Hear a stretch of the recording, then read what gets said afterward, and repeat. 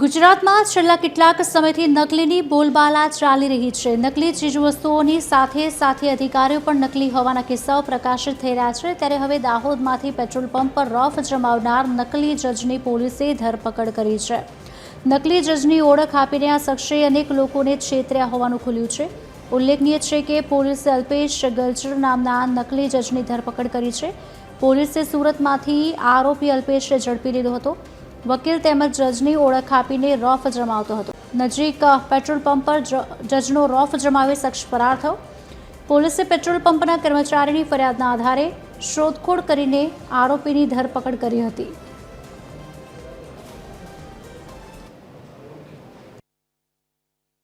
કરીએ તો વ્યક્તિ કે જેનું નામ અલ્પેશભાઈ ખેંગારભાઈ ગલચર કે જેઓ અસારાવાસ ગામ કે જે વાવ તાલુકા થરાદ બનાસકાંઠાના રહેવાસી છે કે જેઓ દાહોદ ખાતે આવી અને દાહોદમાં બસ સ્ટેન્ડની આસપાસના વિસ્તારમાં એક વ્યક્તિને પોતે જજ છે તે ઓળખ આપી તેમની ગાડીમાં જોડે લઈ જઈ અને ડોકી ગામ છે રૂરલ પોલીસનું ત્યાં લઈ ગયા હતા અને ત્યાં એક પેટ્રોલ પંપના માલિકને કે જ્યાં કર્મચારી કામ કરતા હતા એમને પોતે એક જજ છે દાહોદના એ પ્રકારનો પરિચય આપીને તેઓની જે સિવિલ કોર્ટમાં મેટર ચાલતી હોય છે એ મેટરમાં ફાયદો કરાવી આપશે એ પ્રકારની પોતે વાત કરીને જજ તરીકેનું એક ખોટી ઓળખ આપીને સરકારી જાહેર સેવકની ખોટી ઓળખ આપીને કોઈ લાભ મેળવવા ઈરાદે એક ગુનાહિત કૃત્ય કર્યું હતું।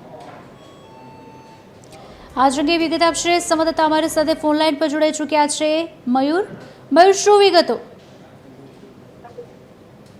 જે દાહોદમાં એક બાદ એક નકલી જે કિસ્સાઓ સામે આવે છે। અગાઉ જે નકલી કચેરી સહિતની અનેક ઘટનાઓ સામે આવી છે ત્યારે ફરી એકવાર નકલી જજની જે ઘટના સામે આવી છે તેમાં બનાસકાંઠા જિલ્લાના અસારવા ગામનો ગલચર કરીને એક વ્યક્તિ છે તે દાહોદ આવ્યો હતો અને દાહોદમાં જગ્યાએ લોકોને પોતાની ઓળખ જજ તરીકેની આપતો હતો અને દાહોદમાં કોર્ટમાં તે જજ તરીકે પોતે ફરજ બજાવે છે અને જે કોર્ટમાં કેસો ચાલતા હોય છે કેસોમાં પોતે મદદરૂપ થઈ શકે અને પોતાના જે એમાં કેસની અંદર પોતે ઇન્વોલ્વ થઈને એ વ્યક્તિને એના તરફે જે હુકમ કરી આપવા માટે તે પોતાના માટે વાત કરતો હતો અને ત્યારબાદ તે તમામ જે લોકો છે તેમની પાસેથી પૈસા પણ લેવડ દેવડ કરતો હતો અને આ ઘટનાની જાણ જે પોલીસે થતા પોલીસે આ મામલે તપાસ શરૂ કરી હતી અને જે પેટ્રોલ પંપના માલિક છે તેનો સંપર્ક કરી અને